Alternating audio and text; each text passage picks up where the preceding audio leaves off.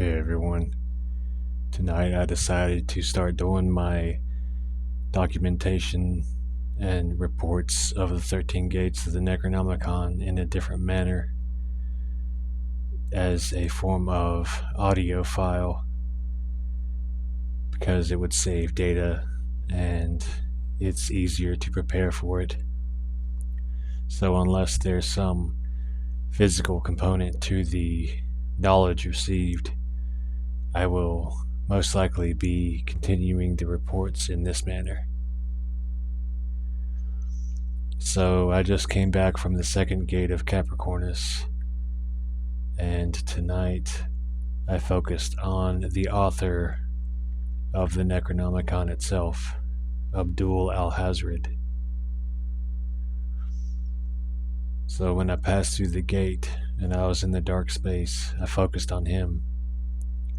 And then I found myself in a desert under the full moon. He appeared, and he was wearing a dark blue turban with a cowl covering his face except for his eyes. And he wore dark robes as well. We sat near a fire across from each other, and we discussed many things.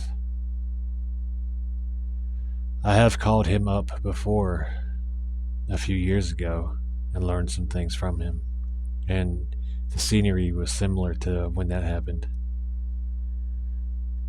He talked to me about the power of belief and how belief controls a lot of people's actions and thoughts, and how that can be put to good use for the mage who understands it. We also talked about the spirits of the Djinn and how they may be summoned using the methods of the Necronomicon tradition. The process is this. You think of a task that a Djinn would be able to perform within the cycle of the moon.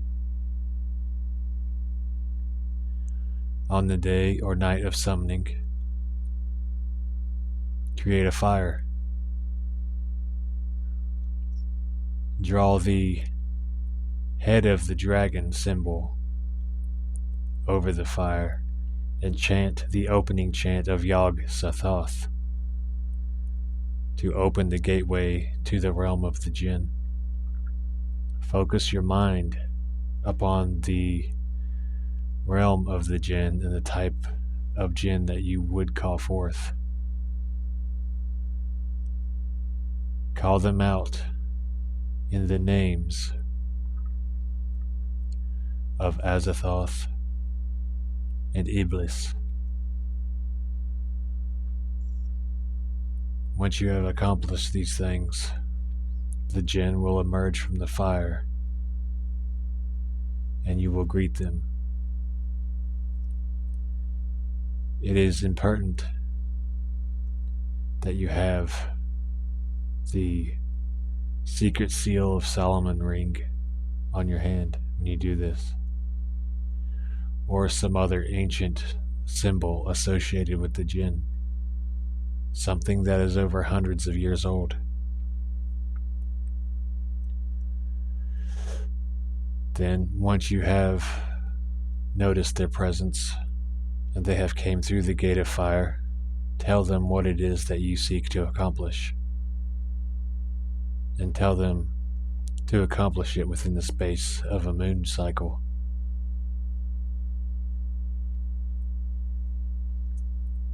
When the task is complete, build again the fire and call forth the Djinn back to the gateway and allow them to pass through it back to their realm.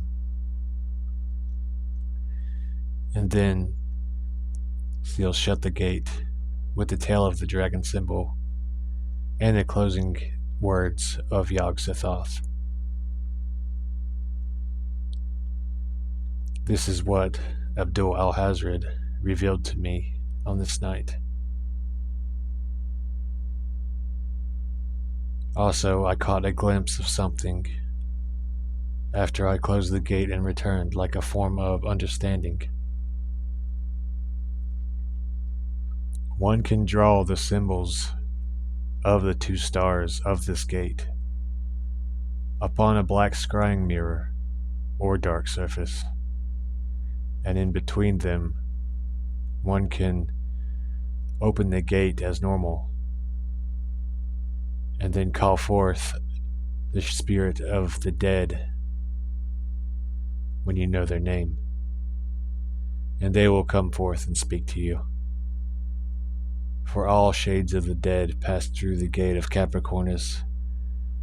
Those that retain their name can be called forth into the scrying mirror to answer questions of the necromancer.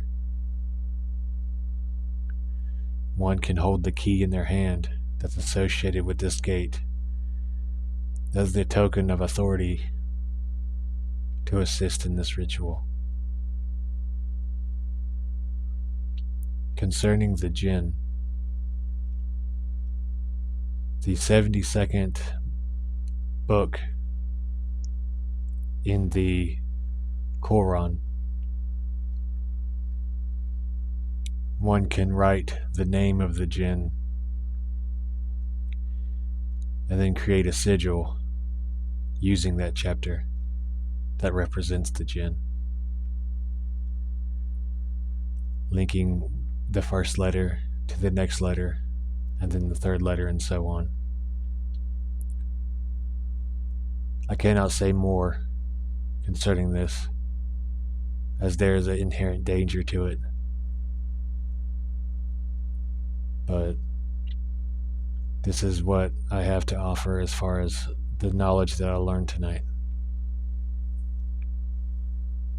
Infernal Hails.